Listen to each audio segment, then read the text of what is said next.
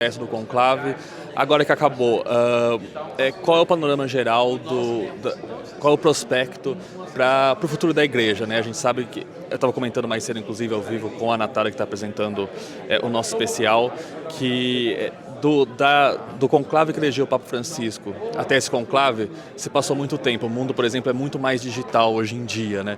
A igreja está preparada para essa mudança? De que forma você acha que o Papa Leão XIV vai contribuir nesse processo? Bem, primeiramente, saudação a todos os que acompanham este momento. A Igreja está presente no mundo, na sociedade. A Igreja não está só no Vaticano, né? A Igreja está em toda parte, onde está o povo católico, onde estão os batizados, de maneira que o povo acompanha a questão tecnológica, a questão da digitalização, a questão das mídias. E eu acho que o Papa Leão XIV, ele vai naturalmente desempenhar o ministério dele dentro das atuais condições, né, tecnológicas, das atuais condições do mundo, da comunicação e tentar, à sua maneira, responder conforme a sua missão. Mas eu acho que o conclave mostrou um grande consenso em relação àquilo que hoje se percebe como necessidade, que é realmente nós anunciarmos o Evangelho com todos os modos, todos os meios, em toda parte.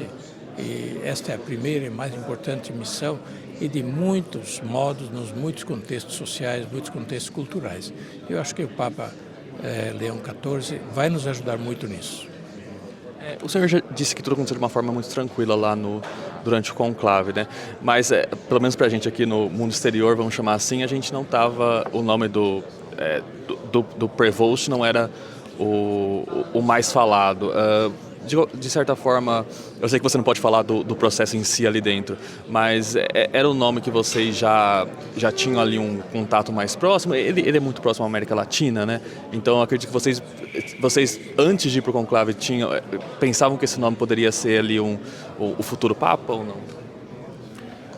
Nós não fazemos listas. As listas são feitas pelos jornalistas ou por supostos vaticanistas que se creem entendidos nas coisas do Vaticano, mas depois erram muito. Porque os critérios de escolha não são esses critérios do partido, da ideologia, da política, são outros critérios.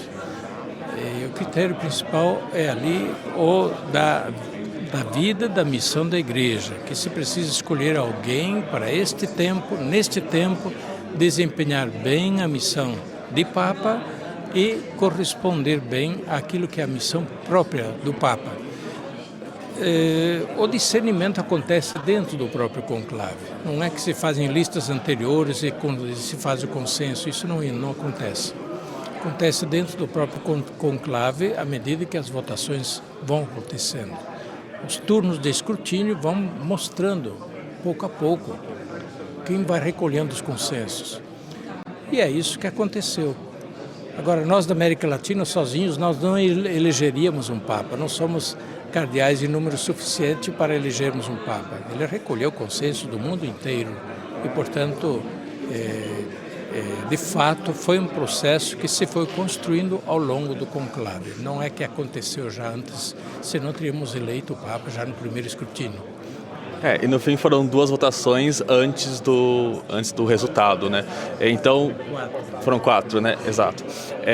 Então, como o senhor falou, foi um processo que foi se construindo ali, não chegou a haver, então, um momento de discordância, mas foi se construindo uma convergência em torno desse nome, né? É isso mesmo, à medida que as votações foram acontecendo.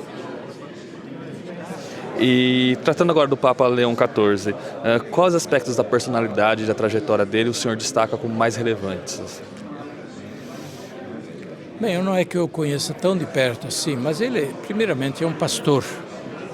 Já foi bastante destacado.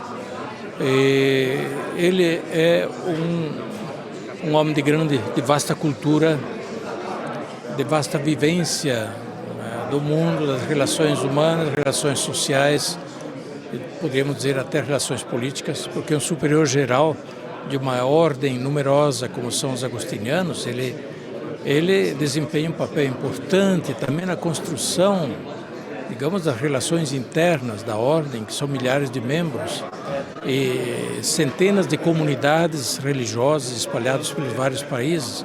E, portanto, o superior geral de uma grande ordem religiosa, ele tem que ter muita habilidade de governo, de construir consenso, de construir união e de mostrar caminho e ter energia para chamar a todos para ir por esse caminho. Eu acho que essa é uma das capacidades importantes reconhecidas no cardeal Prevost, que agora é o nosso Papa. Agora, o Papa Francisco era um Papa muito próximo ao Brasil, né? Como o senhor espera que os fiéis brasileiros recebam esse novo Papa, né? E a gente pode ter uma expectativa de repente, o Brasil estar no roteiro de uma futura visita do Papa Leão XIV? Isso será ele quem vai decidir. Mas devo dizer que o Papa Francisco, antes da sua eleição ao pontificado, não é que tinha muita relação com o Brasil. Isso foi acontecendo depois do pontificado. O grande momento dele no Brasil foi a Conferência de Aparecida em 2007, quando houve a Conferência Geral do Episcopado da América Latina e do Caribe em Aparecida. Foi neste contexto que ele conheceu um pouco mais a Igreja no Brasil. E a sua visita já como Papa em 2013 ao Rio de Janeiro na Jornada Mundial da Juventude. Mas a relação depois do Papa Francisco com o Brasil aconteceu enquanto era Papa. Nesse sentido, o cardeal Prevost já tem mais relação com o Brasil que o Papa Francisco teve antes de ser Papa. Eu acredito que isso é um pressuposto, sim, para que ele, num futuro, que não, a gente, por enquanto, não pode adivinhar, né? Mas que ele venha visitar o Brasil, acredito que sim. Uma última pergunta. Muitos analistas, né, e muitas pessoas que acompanharam o conclave disseram que, de certa forma, o resultado do conclave foi um aceno a uma ala mais progressista ou a um ideário mais progressista na igreja. O senhor concorda com essa avaliação? O senhor discorda?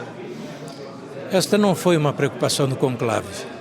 Essas são análises externas ao conclave, mas não foi uma preocupação do conclave. Que no conclave cada cardeal vota segundo sua consciência, não segundo um combinado que se faz anteriormente. Então, são análises externas ao conclave, mas não internas ao conclave. Ok, Dom Odilo, muito obrigado. Natália, é isso, a gente segue acompanhando os isolamentos do conclave aqui e voltamos com você. Oi, Sam, muito obrigada. O Sam não consegue ficar mais um pouquinho com a gente, né? Só para eu perguntar algumas coisinhas para ele sobre clima. Consegue, Sam? Ele talvez se posicione melhor ali, né? Ele já foi ele foi dar uma outra entrevista aqui agora, mas não, eu acho que é uma coletiva. Você quer que eu me desloque?